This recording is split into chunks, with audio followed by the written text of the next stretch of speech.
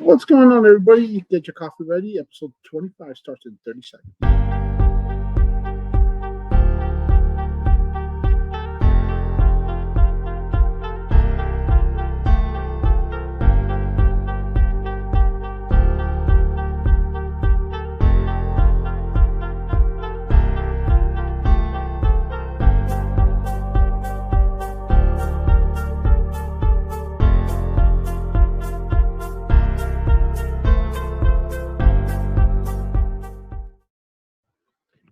What is up, everybody? Episode 25 is on. This episode is brought to you by Donnatella Perfumes.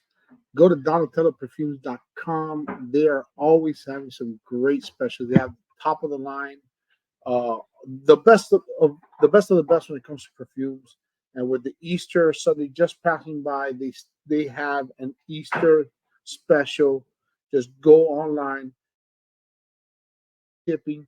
I believe if you have spent up to $100, you get free shipping. So go on to DonnatellaPerfumes.com. That information will be in the description. My guest today, let's just bring him on. Mike, what's up, man? What's going on? The American dream lives, baby. The dream lives. It lives in the heart of America, in this great country.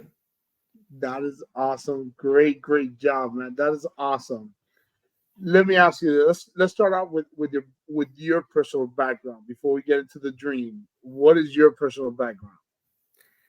Baby, just like the dream, I'm a common man, if you will. Thanks for having me on. I really appreciate it. I'm 43 years old. I'm going to be 43 in a couple weeks.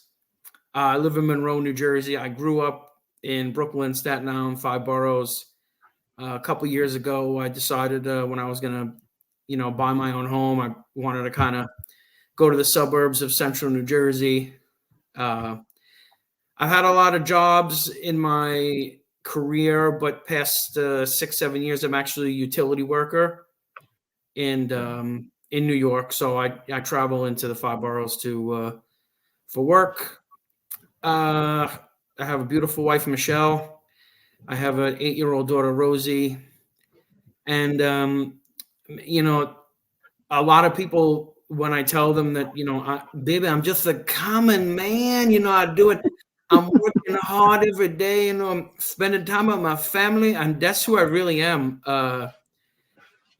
Church on Sundays, family time, work hard, do the right thing. Raise my daughter. I think this day and age, people don't appreciate that as much as they used to. But it's the most important job you'll have is being a dad. And I work a lot. I work at least 50 to 60 hours a week, a lot. But when I'm not working, I'm going to wrestling events and conventions and representing the dream. Amen. That's awesome. Now, what does your wife and your daughter think about you being the dream? So I've been dressing up like Dusty since WrestleMania 29 in MetLife. Okay.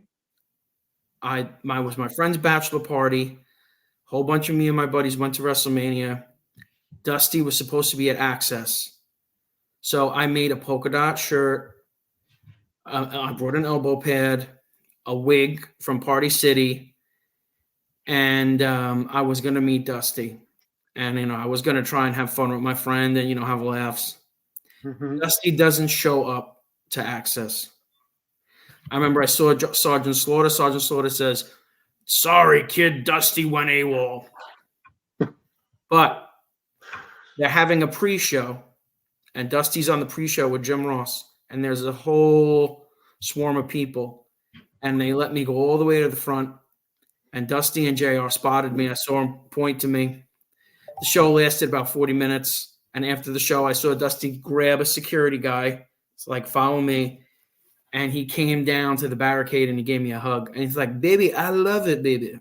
Yeah, I love it. And is that the picture you have with Dusty? No, that is rewind, fast forward. So my wife, she always knew that I liked doing it. It really, in the beginning, it was fun. I wanted to meet him, and at that time, I only knew Dusty from the Polka Dots. I never, as a kid, watched any NWA or Jim Crockett. Really? So no, WC, that stuff was not on my television at home. I started watching wrestling since, like WrestleMania 1, really the beginning of Hulkamania. So I didn't even know that people even had the idea that maybe I was ribbing him myself, where it was the total opposite. I loved it. It was one of my favorite wrestlers. So my wife and daughter are, they're really cool. They like it when they see me on the internet and stuff. Every time I go to an event, she's like, "Well, I'm just gonna search the words Dusty Rhodes, and I know you're gonna pop up somewhere." That's awesome. I mean, well, yeah, Dusty Rhodes. I've been a fan of Dusty Rhodes since I was a little kid. Since back in the NWA days, before WCW, back in the NWA days, before the Horsemen. Since I was a little kid, I've been a fan of wrestling since I was a little kid. I was a Hulk Hogan fan first, and then eventually I became a Sting fan. But I've always loved Dusty Rhodes. He's always been probably the most charismatic wrestler of all time. When you got to put as charismatic wrestlers, Dusty has to be in the top 5. Has got to be. Baby, And I've got to be number 1, if you will, baby. There's nobody ahead of me, baby. I agree. I personally agree. But yeah, as a matter of fact, I had Xavier Gotti. He's an independent wrestler on my show a few weeks ago, and he was trained by Dustin Rhodes, by Goldust. Right. So have you met the family? I saw pictures. Have you actually met them? Like spoken to them? And so let's start with Dusty. I met Dusty at WrestleMania very briefly, like I said. Then there's a convention in New Jersey. It was the weekend. It was the day before Battleground when he was with Cody and Goldust versus the Shield. Dusty never made appearances in the Northeast. Very, very rare. Mm-hmm. So I said to my friend, we have to go. So I put the whole outfit on again. And now when I started out, it was just a T-shirt. Now I'm really getting into it. I make the shorts and I get more elbow pads. I'm getting more into it. So I'm in line. And like I said, I never looked at the polka dots as a rib. I was a fan of it. And I get in line, and back, I don't know, that many years ago, we actually had paper tickets. It wasn't on your phone. And his, whoever he was, his manager at the time, looked at me and he says, I don't know if he's going to like this. I'm like, oh man, this is going to go either really good or really bad. And he's like, so as soon as I walk in the room, everybody starts laughing and giggling, and Dusty's signing everything. And he looks up and he sees me. He goes, baby, tell that guy to get to the back of the line, baby, to the back of the line. He was kidding around. He's like, no, let him come in here. Let him come in. So I finally get to Dusty, and I go to shake his hand, and I remember he just grabs me in, and he hugs me. And his hands and his wrists were so big, like everything was just big on him. And I remember him giving me a big hug, and I'm like, Dusty, do you remember seeing WrestleMania? He's like, of course I do, baby. So I was telling him that I loved the polka dot era. I never saw it. He had a whole bunch of pictures there, and I only paid for a picture. He's like, let me give you an autograph. Pick out one of the pictures you like. And of course, I picked the one with the polka dots. And he goes, I had a feeling you were going to pick that one. So we take a picture, and he was smiling. And I had said, Dusty, I went to WrestleMania, and after WrestleMania, I've been to a few events dressed like you, and the fans love it. I take pictures. I said, what do you think? Should I keep doing it? I'm like, I need to hear what you think. He's like, baby, you have to keep it going, baby. You have to, baby. And here we are 11 or 12 years later, and I haven't been to any kind of wrestling event, convention, or anything not dressed like Dusty. That's awesome, and it's cool because you keep his memory alive. Again, his fans who know him from years back, that are our age, I'm 47, or even older, know who Dusty is. I mean, Those of us that are wrestling fans. But those are the newer generation. You say, who is he dressed as? Don't know who it is. I mean, I was not a huge fan of the polka dot. I thought they were. I thought it was. Oh, baby, it looks like we got some technical difficulties, if you will, on the mothership station.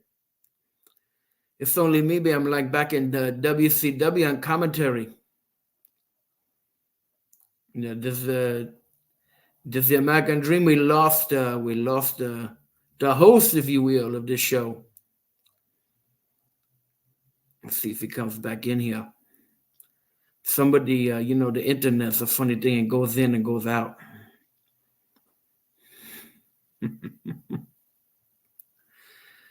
Just a common man, if you will.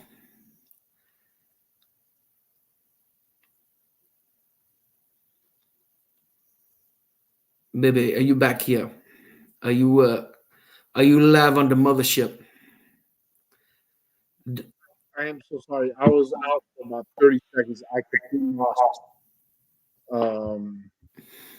So I have no idea what you were saying for the last 30 seconds. I was doing some old WCW commentary while you were gone. Oh, I was like, baby, we lost our host on the mothership station if you WCW where the big boys play. oh my God, I'm gonna have to go back and watch that. But like I was saying, I was not a huge fan of Sapphire. God rest her soul. I was not a huge fan of Sapphire. But I still love Dusty Rhodes, even with the polka dot. I was not a fan of the gimmick itself in a way, but Dusty was still Dusty. On the mic, he was still Dusty. So he was a lot of fun.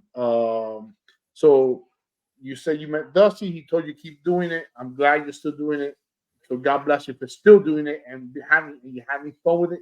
And you do a great Dusty Rhodes. Great job with the voice, the everything about it. Great job. I appreciate that. What about the rest of the family? Have you met the rest of the family? Cody, Dustin, how you interacting with them? I had met Dustin originally at an independent show on Staten Island. This is right before he got rehired with WWE. Okay. And I had talked to him for maybe like 20 minutes. And I remember telling him, I'm like, I told him that I had met Dusty. And I had said, isn't your dad there? Like, there's got to be something that he can do. I'm like, you have such, your legacy, your background. And he had told me, and, he wrote in his book, I had read his whole book and he really appreciated that. And he said, I've had many chances that I've screwed up. And this is, not, this is pretty much common knowledge now. And he said, but it looks like I'm going to get one more. And that one more chance was when he wrestled Randy Orton to try and keep Cody's job, if you remember that angle. Mm. So it was really, the timing was crazy because they were bringing Dusty in. Dustin comes back. I've met Dustin a couple times after our conventions and stuff. Really nice guy. He is a good guy. He's a nice guy. Yeah. I met Dustin as Goldust with my sons. My sons were very young. We went to an event in Florida. I'm originally from Florida. I live now in Texas, and sorry about the dog. Sorry. No worries. I live in Texas now, but we went to a NWA Ring Warriors event. That's a private. I don't know if you ever heard of NWA Ring Warriors. He was a special guest, and we met him there. We took pictures with him, and he was a very, very nice guy. I agree.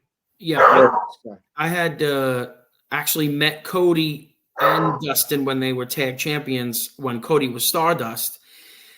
And I was dressed in full polka dots, and you can tell that he wanted to break gimmicks so bad, but he couldn't. And he's just pointing to me saying, Dad, Dad, Dad, Dad, Dad, Dad, Dad, Dad's here, Dad, Dad. And I'm laughing. And I was a huge Cody fan. I wasn't that, I liked the Stardust in the beginning. And we took a picture, and I was with my nephew. They handed me and him the tag titles. And like, I have the tag title on my on my shoulder. That's awesome. And Dustin gave me a hug. I'm like, "Do you remember me?" He's like, "Of course." He's like, "Of course I do." I'm like, I don't think anyone else is walking around these polka dots. I don't think so And either. every time You're the first one to do it. You're the first one that I've known that I've seen do this. So that's awesome. Well, I guess I've always seen people do Hogan and Macho, and then one day I'm like, well, why can't I do my favorite guy? Why can't I do Dusty? And this is like my fourth set of polka dots because they get old and messed, and I can't even, I don't want to get rid of them because I have so many memories in them. So now I have like a little storage of old wigs and polka dots, elbow pads, wrist guards. So that was Dustin. And then when Cody came back to WWE, I had really, and he had started talking about Dusty, about coming back and finishing the story. Mm-hmm. As soon as they came to New Jersey in a house show, I said, I have to go. And I finally said, I had listened to a lot of interviews and stuff and things about Dusty. And Dusty, he didn't want people just to remember him for polka dots. Right.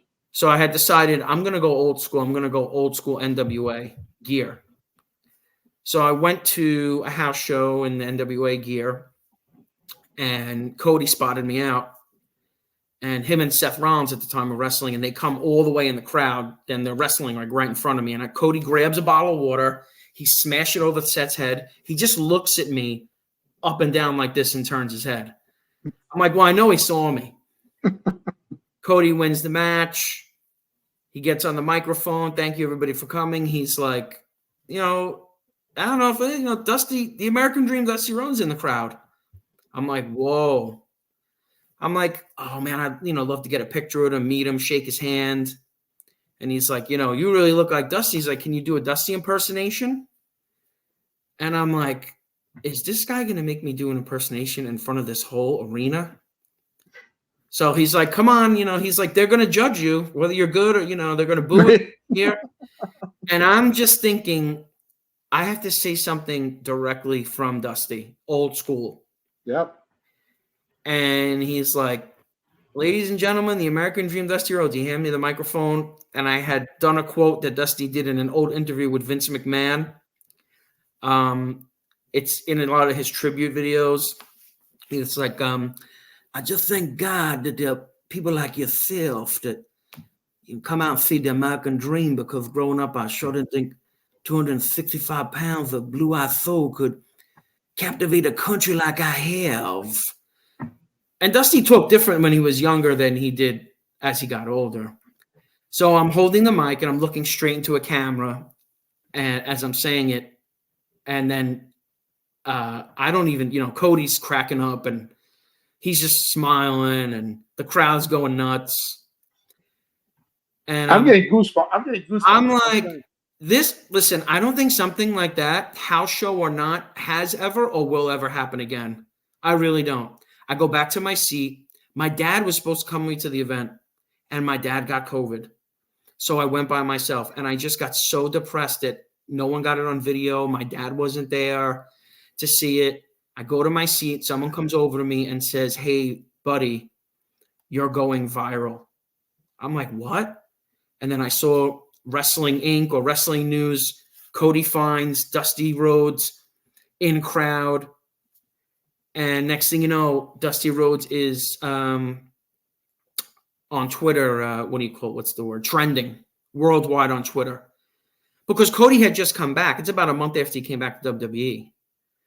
So I go to my phone and I'm like, the next day there's dozens of articles on it. And I'm like, wow. I'm like, I cannot believe how much, attention this got. And I'm just glad that when he gave me that microphone that I always tell people, he threw me a fastball down the plate. He threw me a fastball down the plate, and thank God I hit it out. Yeah, obviously from what you're telling me, you hit it out of the park. Now I gotta find that video. I did not know anybody's ever done anything like that, and I'm glad somebody caught it on video, and I'm glad it went viral. Congratulations for that. Yeah. I mean, you must have put a lot of people, a lot of what do you call it? A lot of people that love the past, that they love nostalgia. Uh, I'm one of those, Yeah. and that's great. Again, you keeping the American dream, Dusty Rhodes, alive, Yeah, and and that is awesome. I saw like people retweeting it, like the shirt I was wearing was made by Homage, Homage or whatever. And they had retweeted it, and then Mick Foley had retweeted it, and like all these people in the industry were like, I see in the comments people like, I'm crying, like this is crazy. I'm like, my head, like, head explosion emoji. And I was like, and the better part for me is that I was wearing the NWA attire because I knew, and I had listened to Dusty's interviews, and he said it was important to him that people remembered what he did in the 70s and 80s, and not just the polka dots.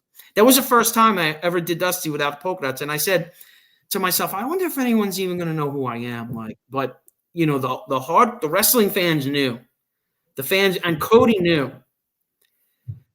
So that was my first experience with Cody. And then I'm not sure if fast forward a year later, I go to another house show, same venue. Now I'm in full polka dots, and I'm sitting in my seat. Cody comes out. He wins the match. He gets on the microphone, and he goes, "Is Dusty in the crowd today?"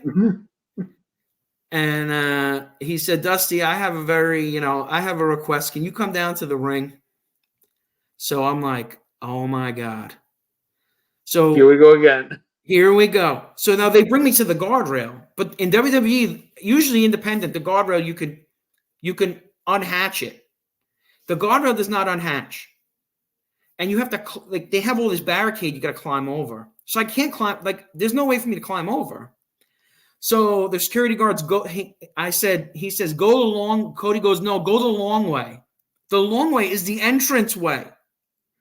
So I go around and I'm walking down the entranceway like a WWE superstar, and I'm playing into it. I'm slapping people's hands. I climb on the step. I go through the ropes.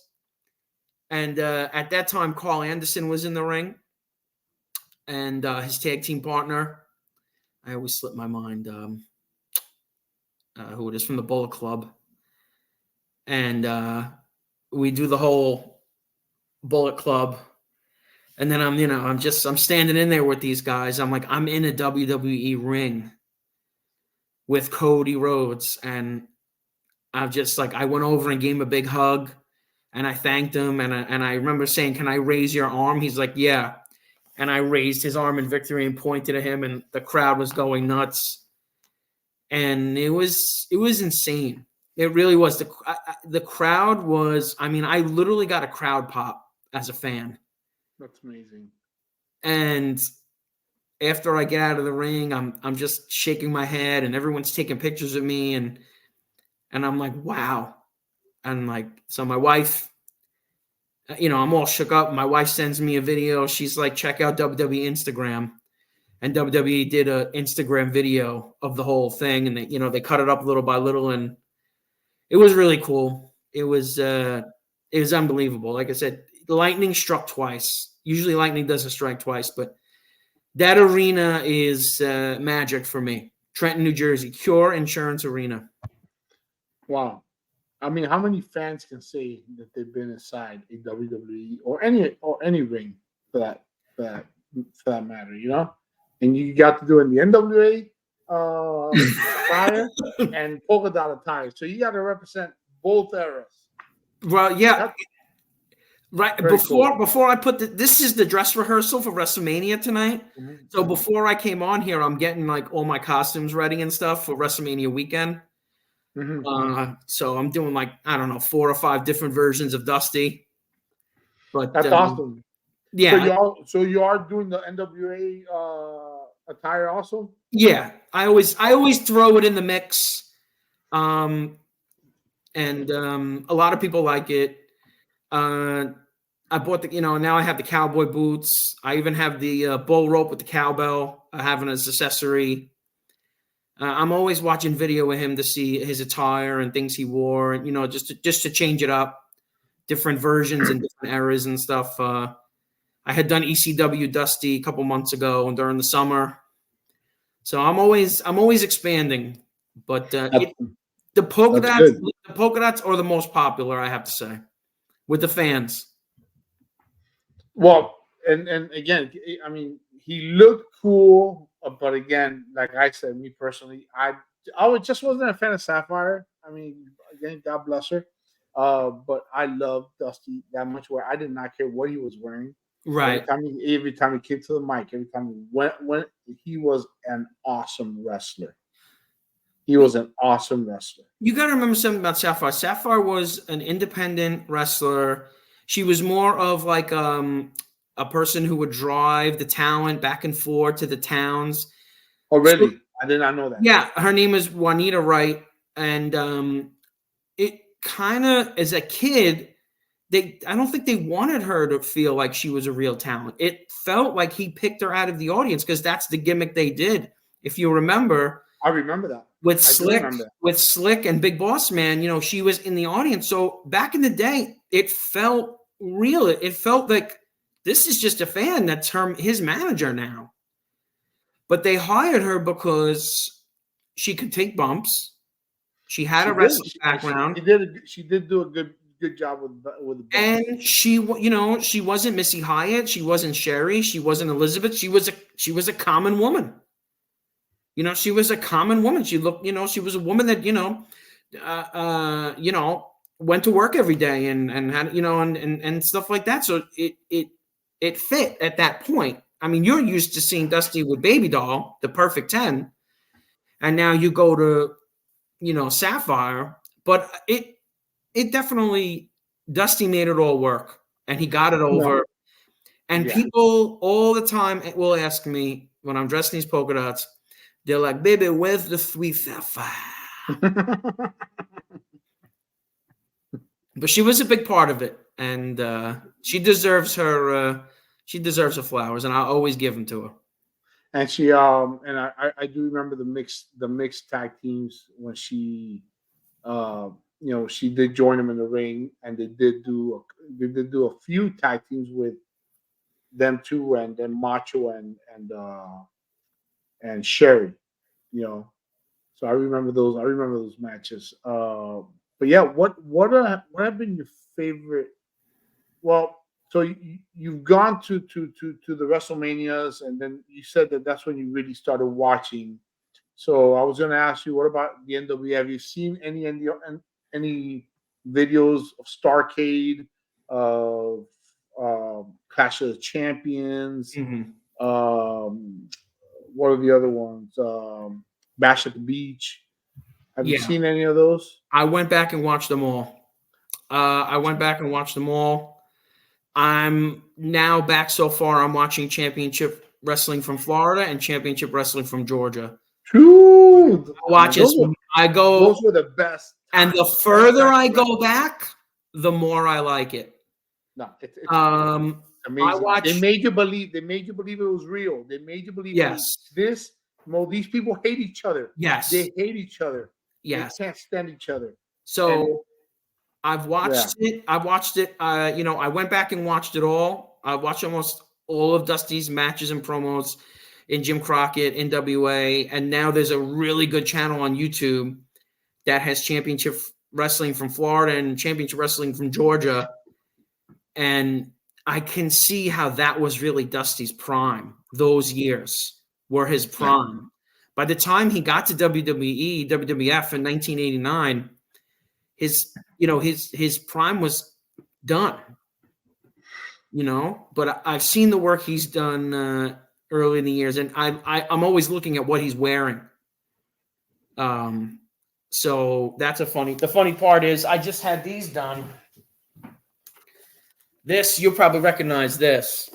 He wore something like this in the Starrcade. I think that was Starrcade. I forgot what year. But I believe he wore that one of the Starrcades against Ric Flair for the world title.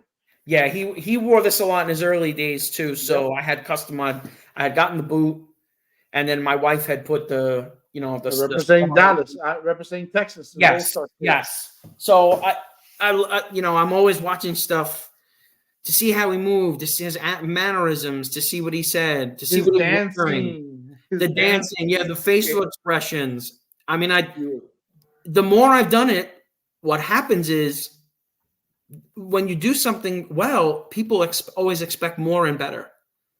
So now I'm like, every time I go out there, I'm trying to top myself of what I did before. And I know it's just a hobby and I'm just a fan, but I take pride in it. And you should. I know that people who loved him appreciate it, the details, the little details in what you do, and it's always out of love and out of respect and homage. And, I really look into everything when I do it. And let me tell you, that's one of the reasons why I want to invite you. I wanted to invite you on because I saw your pictures. I said, "Holy crap, this guy looks just like him. He did a great job." I go, I never seen any costume. And when you tell me you made some of these polka dot stuff, well, man, that's a great job. You did an amazing job. And then I was not expecting you to sound spot on, just like Dusty Rhodes, and you sound just like you. You are a student of being Dusty Rhodes, and you do a great job. Yeah, I appreciate that.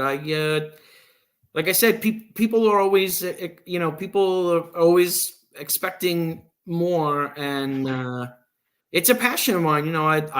It's awesome, and I have a whole library of what Dusty has said in my head, and it came to use that night when Cody gave me the microphone.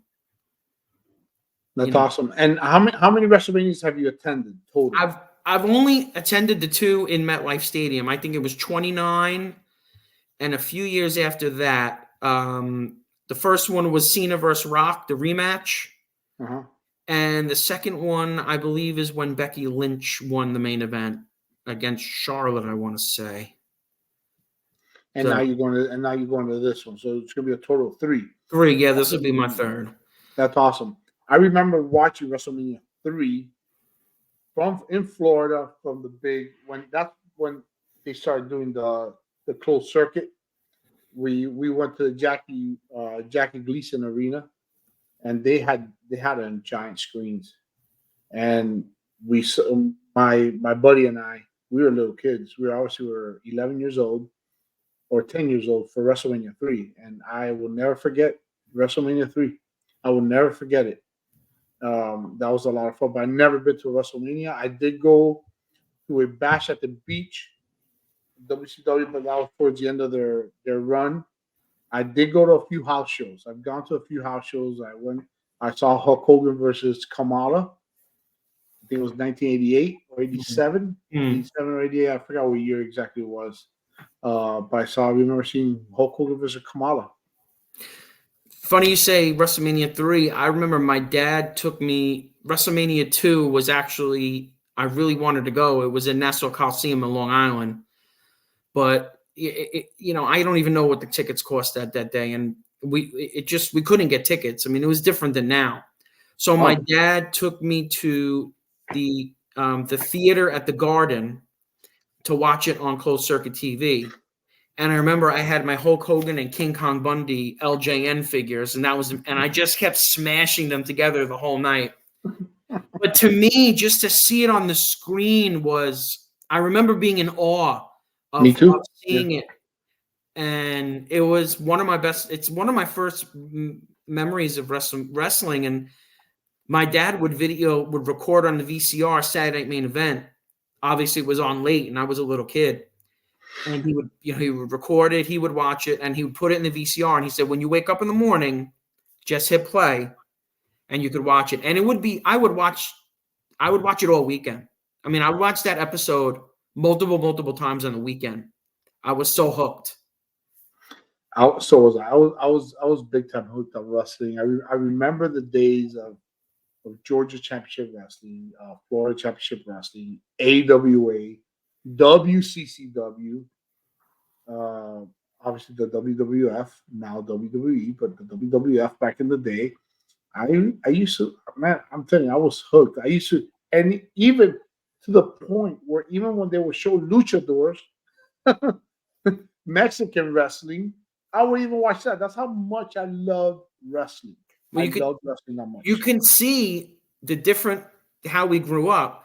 Growing up in New York, I don't even remember being able to watch any of those that you had said. It was WWE only or WWF only. Wow.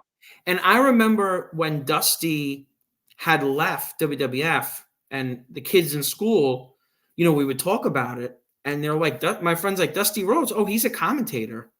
I'm like, a commentator? No, he's not. He's a wrestler. They're like, no, he's a commentator in WCW. I said, what's WCW? I'm like, what's WCW? I didn't even know what it was because I had seen him and Dustin lose the Royal Rumble tag match and never show up again in WWF TV. So you're like, there was no internet. You had no idea. Where did these guys go? They disappeared. Wow. And now you're like, I'm like, yeah, I remember saying, what's WCW? And then I might not have had cable before then when I had TBS or, because that was on TBS. Yeah. So then once we had gotten cable, and then you start talking to people who have tapes and they let you borrow their wrestling tapes. But before Vince bought WCW and all the licensing to all the footage of everything that's on Peacock, there was really no way to get your hands on any of that unless someone was lending you a tape. Wow. Yeah. Well, Georgia Championship Wrestling, AWA and stuff that was on cable network and stuff like that. But there was a time period on Sundays. It was every Sunday. I remember I was a little kid. Again, I'm a few years older than you, so that could be also a factor. Yes. So that could be a factor also. It was in the early 80s, mid 80s. On Sunday evenings, you'll see AWA, then the Georgia Championship Wrestling, Florida Championship Wrestling. And remember, these are part of the NWA, the Georgia Championship Wrestling. Right. So you can see Lex Luger 1 week in Florida Championship Wrestling, and Dusty Rhodes in Georgia Championship Wrestling. Right. The Road Warriors, and then you'll see WWF was I think WWF may have been one of the last episodes, but it was back to back shows from the different time slots on Sunday evenings. And on Saturdays, in the daytime, you'll see Saturday mornings, you'll see the WWF. In the afternoon, you'll see the WCCW, ESPN. And at night, at 6 o'clock, you'll see the NWA. Baby, Saturday night, 6:05 on the mothership station, baby. TBS. Where the big boys play. Yep. And that was, and I'm telling you, I was hooked all weekend long just watching wrestling. Me wanted to be a wrestler. I don't want to be a wrestler. Question: what did you ever think about becoming a wrestler yourself? I was really into sports when I was a kid. I played. It was different. We didn't need leagues back in the kid. We played sports every day in the schoolyard, in the street. We played football, basketball, softball, roller hockey.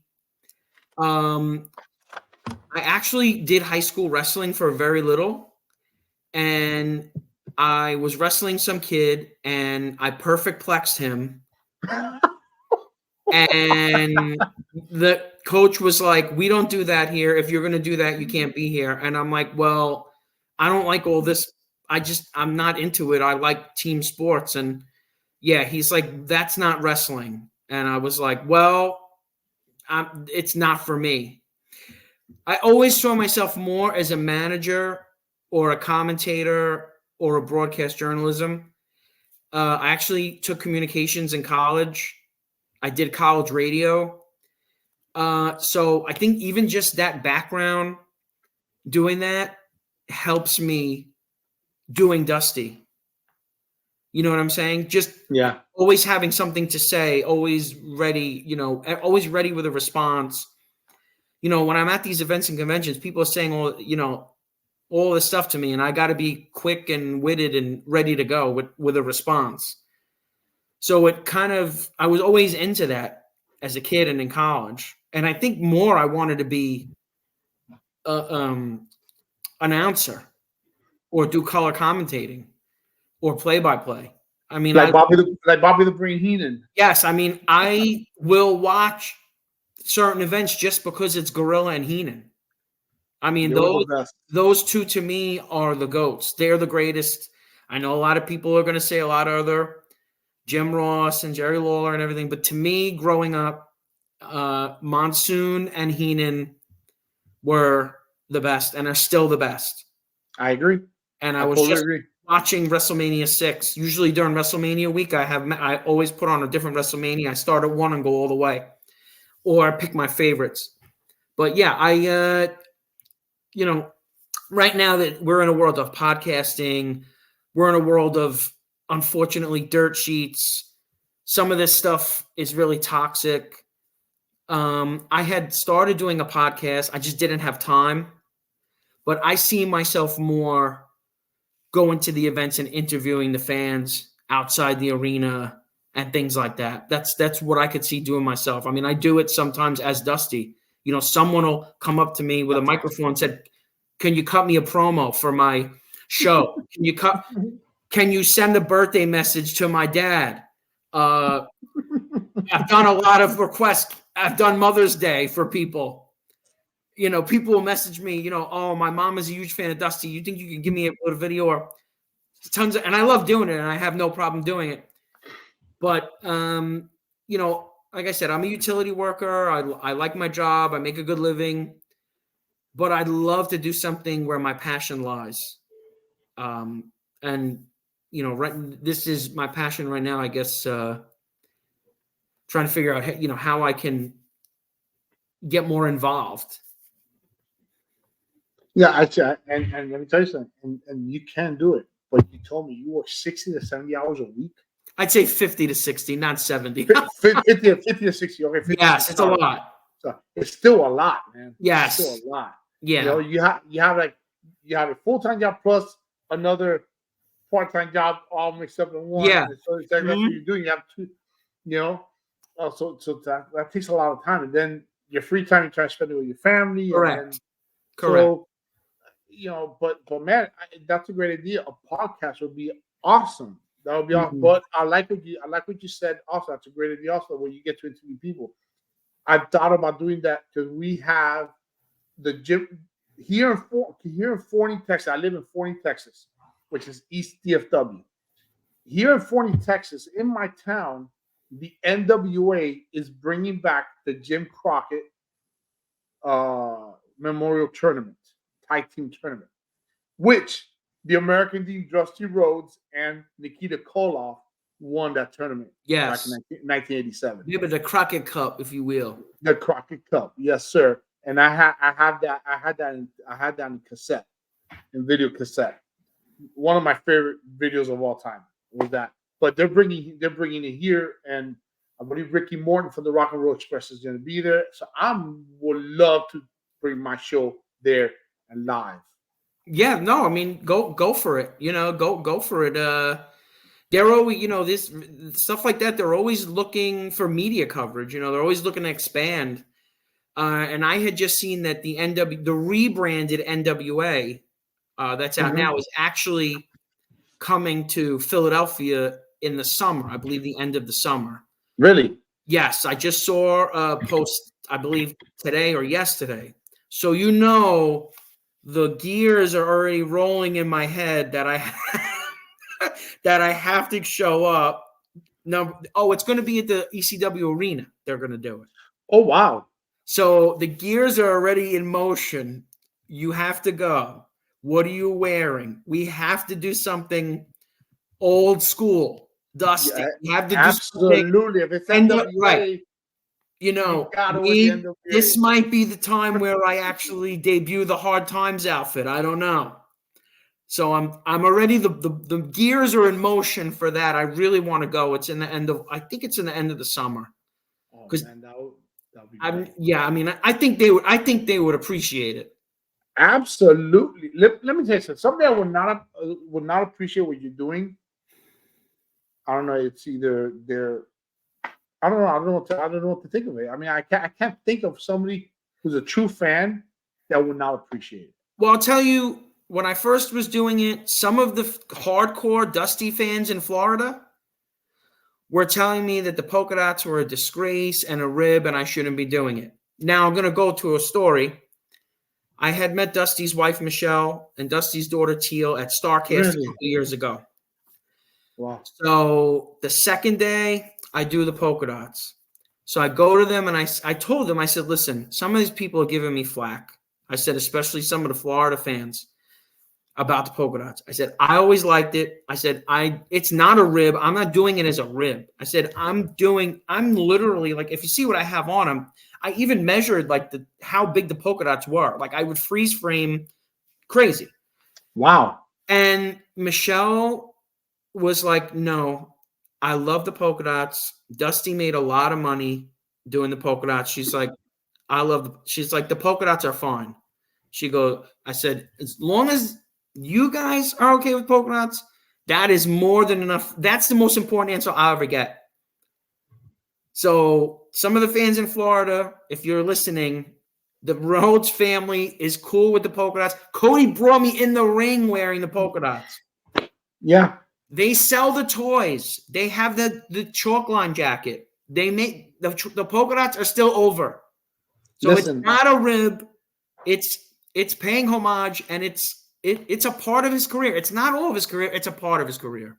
Yeah, and that wasn't part of his career for like 10, 20 years, but it was a big part because that's when he came to WWF. Correct. Now, but I totally believe that if it was a rib, he would not have done it. He would not have done it. I don't care how much they pay him. So I believe Dusty is that much of. I think that Dusty was, wrestlers from that era. I think they have a certain amount of pride.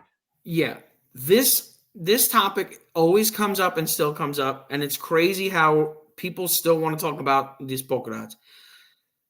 Dusty had said in an interview, a shoot interview that was on YouTube that I listened, it was a 2-hour interview.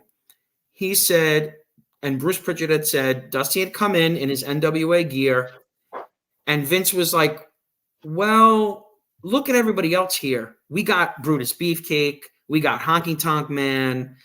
We got all the Red Rooster. We got all these loud $1 Million Man. Dusty's not the only one who came to WWF and got this this gimmick. And there were worse gimmicks, much worse gimmicks than the polka dots. So the Red Rooster was probably one of the worst. Yes. And all the, and Dusty had said, Vince asked him, I want you to wear this. We're going to do marketing with it. And Dusty said he wasn't forced to do it, but he went with it and he said, listen, I'm going to make this work. I believe this was June 1989. Okay. The polka dots, the black and yellow polka dots. What was the biggest thing in the summer of 1989 in pop culture? What was the biggest movie out there? Summer 1989. Kids were putting symbols of it in their head, shaving in their head. Crap. I don't know if you're a comic book fan. I was when I was a little kid, Well, back in 1989, if you were a kid, that Batman movie was the biggest thing going. That's right. Oh my God, that's right. It's hard if you're not thinking about it. It's hard to put the pieces together. Michael Keaton, yeah, the Michael Keaton, one of my favorite, and this guy's Joker, yes. So if you remember that summer, that Batman symbol was everywhere. Yeah, and that's exactly when Dusty came to WWF. So I believe that they were doing research on what was the most popular color scheme at the time, and it was black and yellow. Yeah. And Vince said, yeah, okay, let's do black and yellow. That's the hottest, that everything is right now is Batman. And that's exactly when Dusty came in. That's just something that I came up with. I don't know if anyone would even know that, if it's true or not, but that's kind of what I believe. Makes sense. So the timing, everything about it makes sense. It does make sense. And and people forget Dusty. He did phase out the polka dots once Sapphire had left, and then he kind of went back to his NWA, gear after Sapphire had went with $1 Million Man. Mm-hmm. But it's it's funny how people still talk about it today. It's still, I think that's why when I wear polka dot stuff, people it's loud. It's obvious to see. And it's funny you say that. It's true. Everybody that if you look at the $1 Million Man, when he was just Ted DiBiase in the UWF or the NWA, he used to wear just a regular trunks. Right. But he came to WWF. He was loud. The big $1 Million Man shirt and right. the $1 Million belt, the tuxedo. The tuxedo. He was loud. He was seen. You could see him. You cannot forget him. Unless you're a fan like me, I remember Ted DiBiase from back in AWA and UWF, the NWA days. All right, I'm a fan. Same thing with Terry Taylor, the Red Rooster. He became the Red Rooster. He was used to wear just one color type, but he came to WF. No, you're gonna start sounding like a rooster. You're gonna wear a big red thing, which Bobby Heenan hated. He says Bobby Heenan hated it, but I think it worked. And Terry Taylor is a great talent, and he made it work too. Kerry Von Erich's another one. Kerry Von Erich, he became the Texas Tornado. He wore stuff. Big. He didn't wear any of the things on his boots until he came to the WWF. It was these guys to me were comic book / cartoon characters in that era, and as kids, you were hooked. It was geared towards kids. Yeah. The only guy who went to WWF and didn't have to change a thing was Ric Flair. The only one, yeah. And I think because the reason why he was leaving WCW at the time is because they were trying to change him. Yeah. So how is Vince going to come here and I'll change you? Well, you might as well stay there, because they wanted to make him Spartacus and change his gimmick and cut his hair, and he didn't want to do it. So Vince is like, no, I got Ric Flair. I got Ric Flair with the gold belt. So that's maybe the one guy who came who didn't change anything. But if you look at Ric Flair during that time, he was almost a comic book character himself. Yeah. With the robes and everything he had. Yeah. Yeah, those were good times. And as a matter of fact, the WCW was hurting during that time. I remember when Ric Flair left WWF, and I would watch both shows. And I said, man, I wish, because I was becoming more of a fan of the NWA WCW than WWF, because I did not like the Ultimate Warrior taking the belt from Hogan, but once Ric Flair came over and all that stuff, I don't know, it was interesting to watch. I gotta ask you, since we're going on watching different things, what do you think of the tribalism going on in wrestling? I'll tell you me. I go see independents, I go to AEW, I go to WWE. There's guys I root for in both companies. I've met some really cool people who work at AEW, and I would never root against them doing what bad. Dustin works in AEW. Dustin's daughter, Dakota, who I've spoken with, who is Dusty's granddaughter, works for them. So I go to all independent shows. I don't care. I'm going to support all wrestling. Absolutely. What do you think of, and you don't seem like the type of guy who is, but what do you think of all this? Especially, we just heard the firings of it. Some people are celebrating AEW, people getting fired, which is totally terrible. I think that's horrible. Yeah, listen, when this whole thing, when companies started, I just told you, I used to watch every single company that was on TV. I will watch it. And as a matter of fact, I so love watching the old school when I have Pluto TV. I have Pluto TV, and I watch the old TNA. I don't watch the current TNA. I haven't kept up with the new wrestling too much. But I do not have an issue. I'm not married to a company. I'm not married to any other companies. I support any wrestler.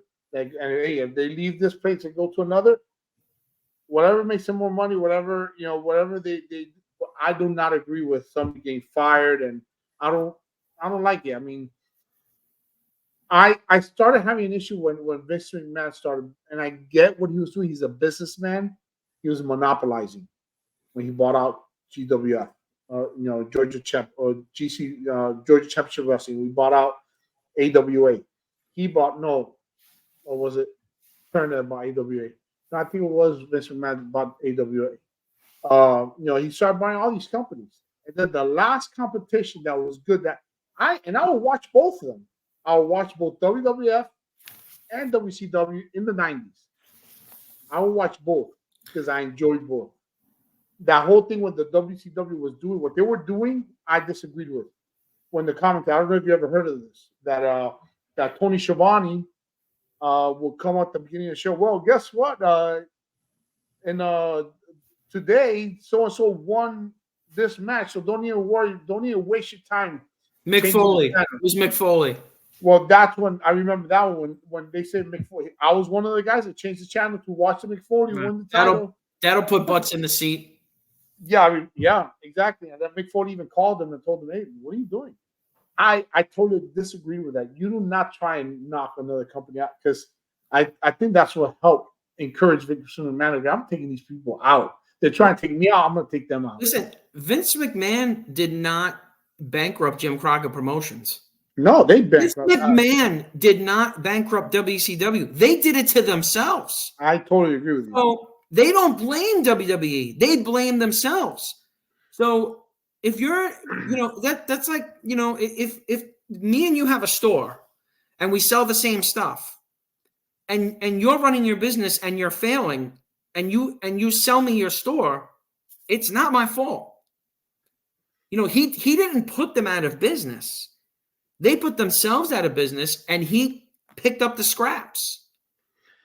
Yeah, some of the storylines in WCW was like, man, towards the end, it started becoming a little boring, and I started sticking a little bit. I would watch a little bit more instead of going back and forth. I would just probably change every now and then to see what Sting was up to. Cause I grew up a huge Sting fan. When Sting came out, that was my guy. Sting is and was WCW. Yeah. But I do laugh at WCW. I was always a WWE, WWF guy as a kid. And I was so sad. When Hogan left, I didn't want to watch it. I hated it. And I remember they talked a lot of smack about Hogan in WCW, that he couldn't wrestle, he was overrated, and all these things. But what did WCW do the minute he went there? They put the belt on him. They let him beat Ric Flair for the belt in his first match. Yeah, in the very first match. And you know what? It was good business. It was. I'm sure Flair didn't like it that he, had that company on his shoulders for decades, and Hogan's going to walk in and just take over. But it did money. It drew money, and it drew business. And sometimes you have to make the business money decisions over the personal, other decisions, just like what's going on in AEW now. I don't know if you heard the CM Punk interview, but no, with AEW, that's a whole nother show. But yeah, I think the message is what I try and do is very fun and very lighthearted. I go to wrestling and watch wrestling to forget about my everyday problems, to forget about the bills that I have coming in, to forget about having to work 50, 60 hours a week, forget about, all the, family obligations you have. It's to go out and have fun and get lost in a different kind of world and make people smile and make people laugh. That's what I'm all about. And I think a lot of people enjoy what I do because there's so many toxic wrestling fans out there now. And there's so and much. it shouldn't be that way. It shouldn't be. It shouldn't be that way. But when people meet me, they'll always tell me, "Man, I love meeting you. You put a smile on my face. You made me laugh. I enjoyed it."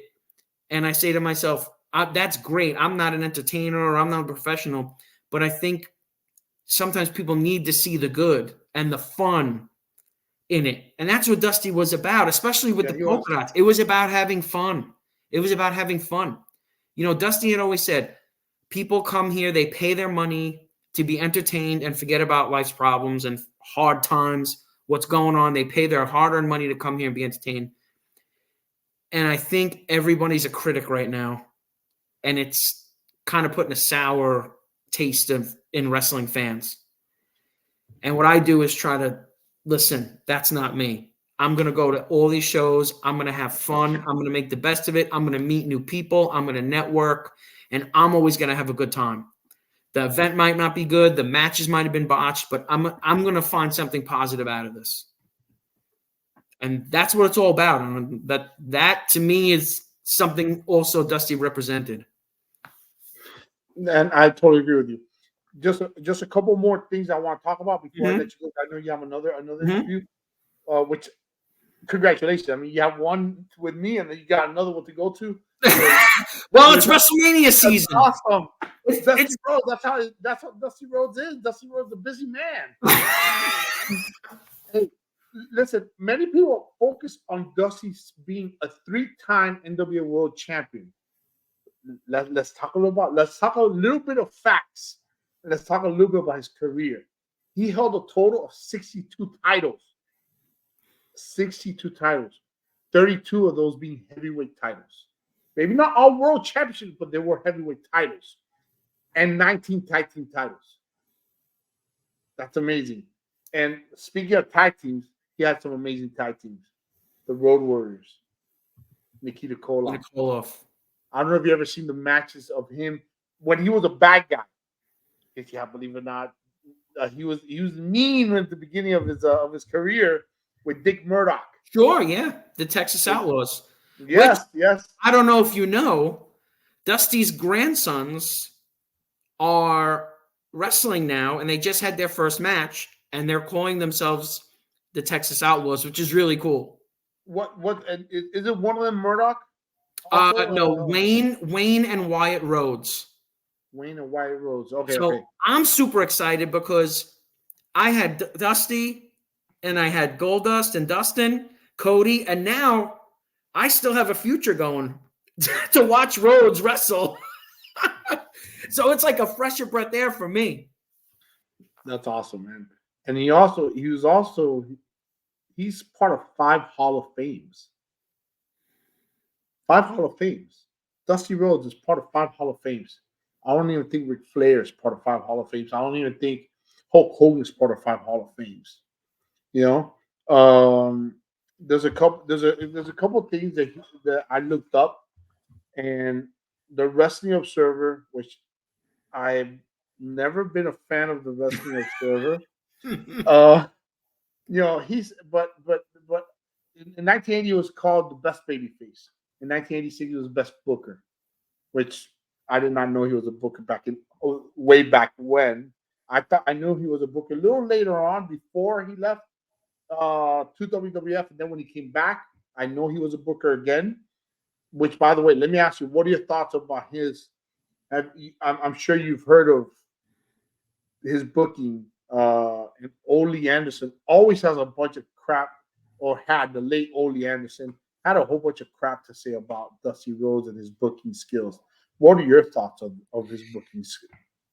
Short and sweet, Dusty booked Jim Crockett in those years in 1985, 86. And what is the number one rivalry or one of the best rivalries ever in professional wrestling? Him and Ric Flair. That's all you have to say. That's it. They drew you know money. What? They drew money. They drew money. They drew crowds. People were very emotional about it. You had two opposites. You had pretty boy Ric Flair with the mink coats and the diamonds, and you had the hard blue-collar working class guy. It was perfect. I know some of the finishes, you know, Dusty finishes, they call him.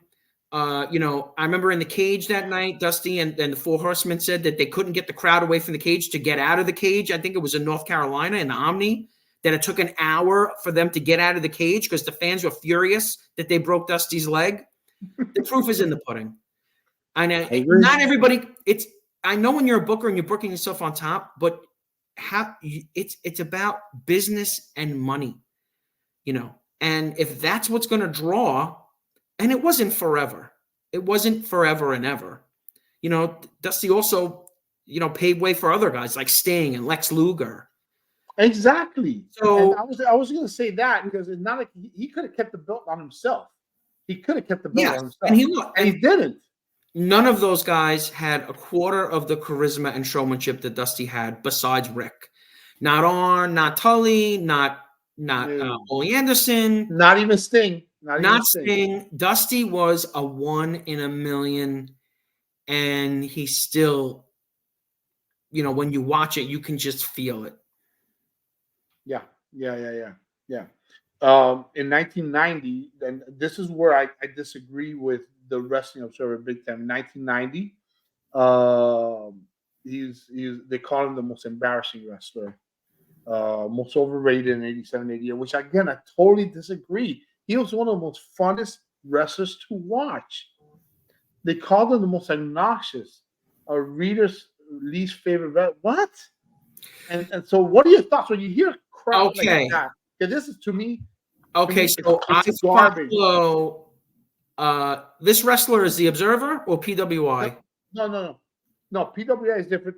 This is the Wrestling Observer. This is Dave Meltzer. Is that who it is? Is that who that is? Yeah. He's the Wrestling Observer. Yeah. Okay. I think at one time something happened and someone had a beef with Dusty, and they're just burying him because it doesn't make any sense. It doesn't. They held a personal grudge, and you know, listen, a lot of guys have booked terrible things. McMahon, Dusty, you know, some things just don't work. Some things don't work. But it sounds like to me someone had a personal grudge for him to flip that quick. Yeah. In 87, the most charismatic. Then in 88, the most obnoxious. The most what? That makes no sense. Right. The only thing I'm going to disagree with as far as with Dusty's career is when they put him in the NWO. When he joined the NWO. Yeah, it was more. I think that right away they caught on with it. Okay, this may have been a mistake. Listen, they did a lot of things wrong with the NWO. Yeah. But it didn't make sense. I think it was more funny to see him as a heel for that point. But people always ask me if I was ever going to do NWO Dusty with the red jacket. If I could find that red leather jacket, then I'll do it. I would love to see you do that. Okay, last question. Your Mount Rushmore wrestling. What's your Mount Rushmore wrestling? Oh my man, this is hard. I know it is. I know it is hard. I love that question. I mean, you're always going to leave somebody out. It's Okay, I'll tell you what. I'm going to get a little bit easier for you. No. I like the challenge. And then give me a couple of alternatives. I always add alternatives. And then I think to myself, crap. But how can we leave this person out? Correct. How can we leave that person out? But you know. So obviously Dusty's there. Baby, I'm the Babe Ruth of professional wrestling, if you will. Hogan's got to be there for what he did with the business. I agree. There's no doubt he changed the business. Yeah. Austin's got to be there. Okay. I think Austin revitalized it at a time. I was watching it in 95, 96, and man, I was embarrassed to be a wrestling fan that time. I remember in school, people making fun of you for watching wrestling because it was really bad. And Brett and Austin changed it. Yeah. Man, I only have one spot left. and that's a good thing about the last spot. You can alternate. They can take. Right. Well, I'm going to give honorable mentions. Okay. Okay. Man, This is almost impossible. Okay, it's either I'm going to give you. I can't put one person in that fourth spot, so I'm going to give you a few. Ric Flair for sure. Ric Flair, the Testament of Time. Yeah. The Undertaker. I don't think anyone could disagree with that. I think it would be so hard to leave one of those guys out. There's a few other guys, but those would be the two. I mean, I don't know. Maybe we could add another face on Mount Rushmore. But yeah, people will say Michaels, Sting. I think it depends on what era. I wouldn't. Yours is going to be different than mine. I know. Michaels is probably the top. He might be top 15. I wouldn't put him in the top 4. Sting, to me, Sting is definitely Sting in there. I would definitely add Sting in there. Again, and I totally agree with you with Austin. Austin saved WWF. Correct. WWF was on the way out. Yes. WWF was on the way out. But I agree with you, Austin, that war, that rival between Austin and Hart was amazing. Mm-hmm. That was a great time. That was good. They saved the company. And then Hart, obviously, Hart left and destroyed his career after that. I mean, I hope people don't remember Hart for what he did in WCW or what happened to him in WCW. Because Hart is one of the greatest wrestlers of all time. I agree. Love Bret. Bret Hart is one of the best. Mike, any last thoughts? Give me one last dream, baby. Give me one last. Baby, the dream is that in Philadelphia, the city of brotherly love, if you will, Cody Rhodes is going to finish the story, baby, and I'm going to be there to see it happen, and we're going to have a big party and a big celebration, if you will. That's awesome, man. Hey, man, thank you so much for joining me. Mike, have a great time. Oh, thank you. It was fun. Have a great time in WrestleMania, man. I hope to have you again. I'm looking forward to having you again. As a matter of fact, I want to have you with that Macho Man guy. The guy that's saying Macho Man. I want to have you on the Macho-verse. Yeah, the Macho-verse. Really good guy. Another one who is just a passionate fan. Normal guy, goes to work every day and, has a passion for it, makes a lot of people smile. But if I will say anything, to me, nothing makes me happier than people laughing and smiling and having a good time when at events and things like that and paying tribute to Dusty. And honestly, that's what I do here. I tell everybody that people sometimes, I don't have a lot of viewers. I don't. And I don't have a lot of subscribers. I do it for fun. Right. If one person sees it, or 100 people see it, or 1,000 people see it, that's good. I'm having a good time. I hope my guest always has a good time. And man, that's why I do it, and that's what it's about. I agree with you. It's all about having a good time, making sure the people are having a good time, and drama free. Right. Well, keep up the good work because just keep plugging along. I started out just with that one polka dot shirt, and look at you now. That's awesome, you know, man. What? You do the right thing, treat people right, and do what you love, and good things will happen. God bless you, man. God bless you. God bless your family. God bless you too. And have a great time at WrestleMania. I will, baby.